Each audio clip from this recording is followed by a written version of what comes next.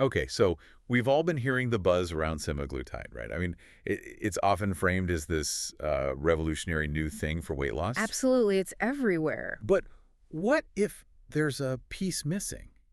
You know, a really crucial piece in that whole conversation. Come on. What if it's not really just about the medication itself, but something, I don't know, deeper, something about our relationship with food, maybe even ourselves? hmm Well, today, we're doing a deep dive into a really profound perspective on this. It's from Dan Hollis. Ah, yes, his semaglutide manifesto. Exactly. That and some reflections from someone who interviewed him. He offers this radically different way to think about the whole journey He really does. It's less about a quick and fix. more about a path, right, It- to reclaiming your relationship with food, your body, yourself. That's the core of it. So our mission here really is to pull out the most important nuggets of knowledge from what Hollis is saying. We want to help you understand what it really means to engage with semaglutide from this like holistic human first standpoint. It's a great goal.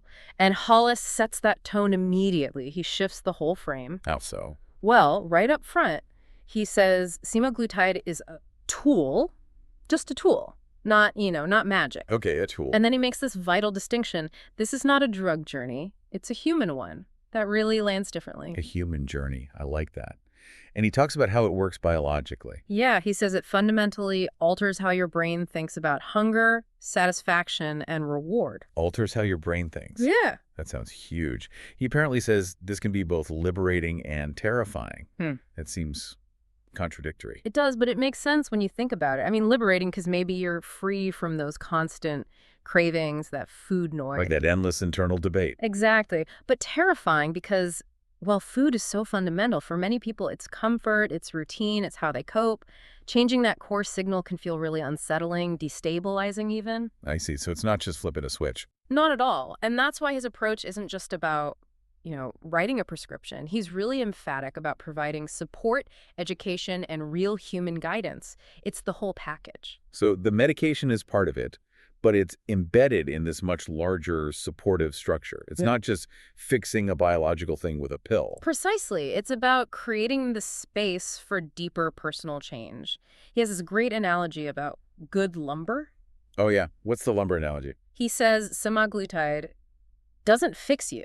It gives you space to fix yourself. Hmm. The drug is like the good lumber. It's high quality material. Okay.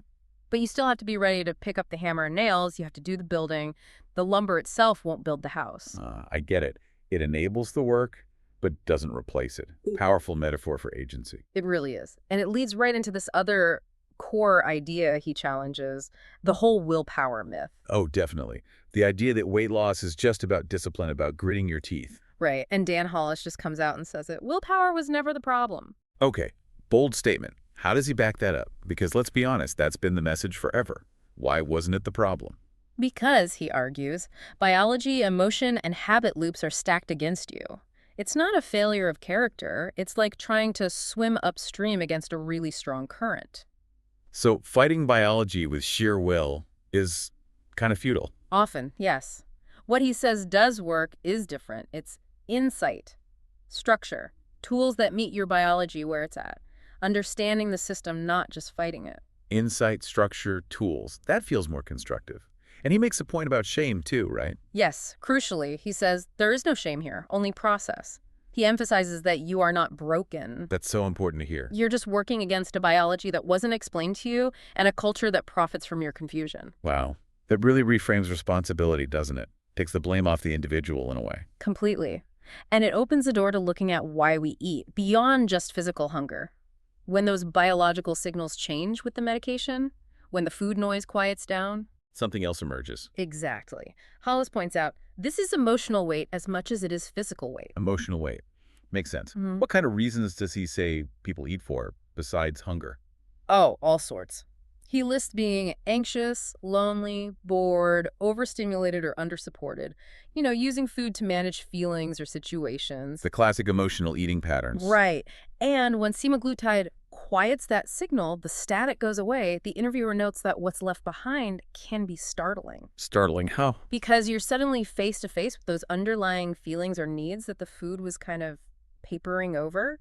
This leads to one of Dan's most powerful lines. When the cravings stop, the truth begins. Oof. When the cravings stop, the truth begins. Yeah. That hits hard. What kind of truth are we talking about? What does that look like? It's the truth of those unmet emotional needs, the boredom, the anxiety, whatever it was. For so many people, he says, food was the plan. It was the rhythm. It was the escape hatch. It structured their day, their feelings. Totally. So when that structure or escape hatch is suddenly gone, people can feel genuine grief and disorientation. It's a huge shift in their whole way of being. I can imagine that would be incredibly challenging. Absolutely. Which is why Dan is so clear. The medication helps with hunger, yes, but without support for the rest of it, for that emotional fallout, most people relapse. The emotional piece is non-negotiable. Okay, so managing the emotional side is key. That also leads into the long-term view, right? He cautions against just focusing on rapid weight loss. Yes, he calls it the trap of fast weight loss without metabolic pacing. Metabolic pacing. Yeah. What are the dangers of losing weight too quickly, according Well, to you? sure, the number on the scale goes down fast, which feels good initially, but he warns it can actually backfire. How so? It can lead to a slowed metabolism, significant muscle loss, and ultimately much worse long-term outcomes. It makes it harder to keep the weight off. The classic rebound effect, but maybe worse. Exactly. So Dan's focus is completely different. It's on pacing, timing your nutrition, your habits, and your progress in a way that your body can sustain. Slow and steady, but sustainable. That's a real paradigm shift from the usual blitz-it mentality. And he also says something like, the real work begins after the medication. Why is after so critical? Because, as he points out, semaglutide is not forever.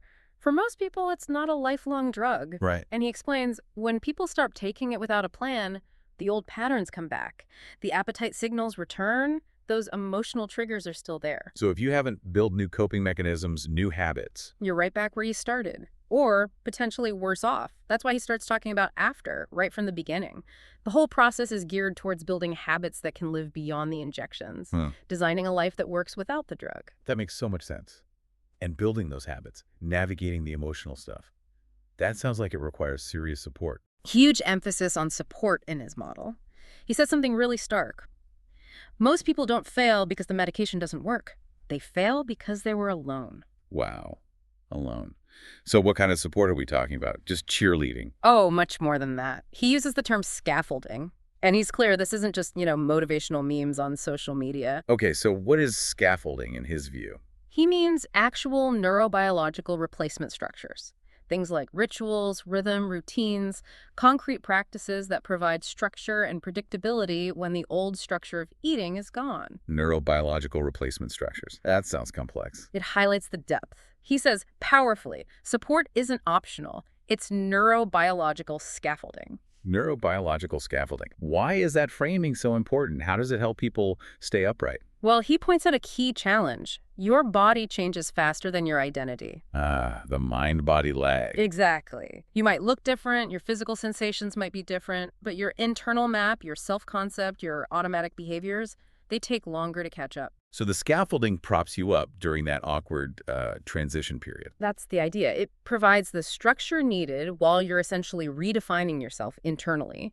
His whole model is designed to help people rebuild agency, reframe meaning, and relearn momentum. Rebuild, reframe, relearn. That leads to another really interesting point, how he redefines success itself. It's not just about the scale. Not at all. He challenges the traditional win condition. Yeah. He puts it beautifully. This journey isn't about eating less. It's about living more. Living more, what does that actually look like? How do you measure that? It's more about a feeling, an internal state. Does someone feel alive enough to stop measuring everything by food? That's the real question. That's a deep measure of success. And then he delivers what the interviewer called the most sobering and empowering line of the whole conversation. Okay, I'm ready. Weight loss is biology. Staying there is narrative. Whoa. Okay. Weight loss is biology. Staying there is narrative. Let's unpack that. Biology gets you there. The medication, the initial changes, maybe diet adjustments, that's the biological part. It gets the weight off. But staying there requires changing your story, your internal narrative. Precisely. He argues this is why so many people rebound. They lose the weight, but they never rewrite their story. They change their body, but not their core identity or their relationship with themselves and the world. So the old narrative just pulls them back. It seems so. The silence left by the reduced cravings, if not filled, eventually becomes fertile ground for relapse into old patterns. So Dan's work is about preventing that silence from becoming a relapse. How?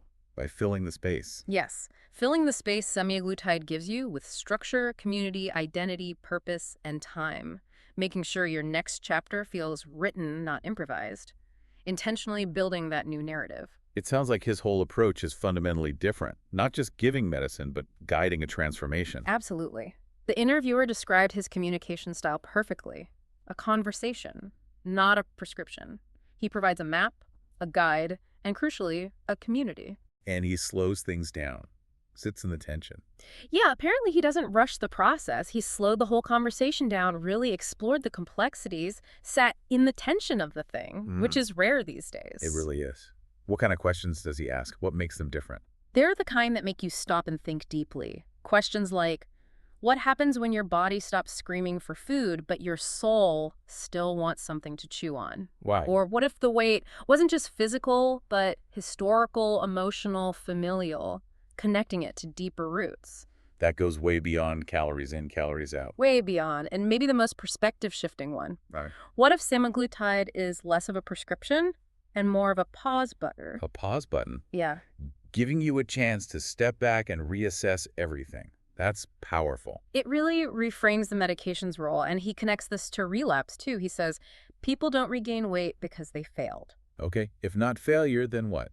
They regain weight because they never felt safe enough to live without it, without the weight as a protective barrier, or without food as a coping mechanism. Safety. That's a really compassionate lens. And it leads to his final point on relapse. People don't relapse into hunger. They relapse into confusion. Confusion. Because the underlying issues weren't resolved, the narrative wasn't rewritten. Exactly. For Dan Hollis, this whole process is fundamentally narrative reassembly.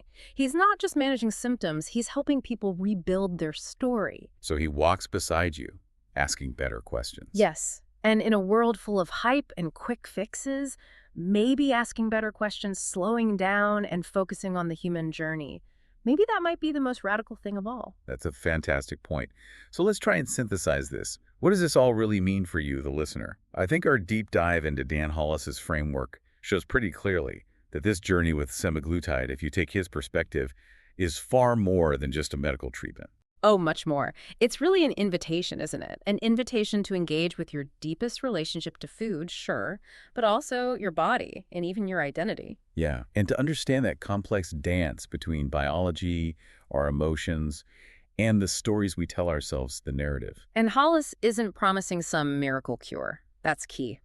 What he offers is a structured process, grounded in real human support. Right, designed not just to help you lose weight, which is the surface goal, but to really help you reclaim your sense of self, your purpose, your way of being in the world. Which brings us back to that final thought from Hollis, that powerful dichotomy. Weight loss is biology. Staying there is narrative. It really sticks with you. And it leaves us and you with a question to mull over. If staying there truly is about narrative, what new story are you ready to write for yourself?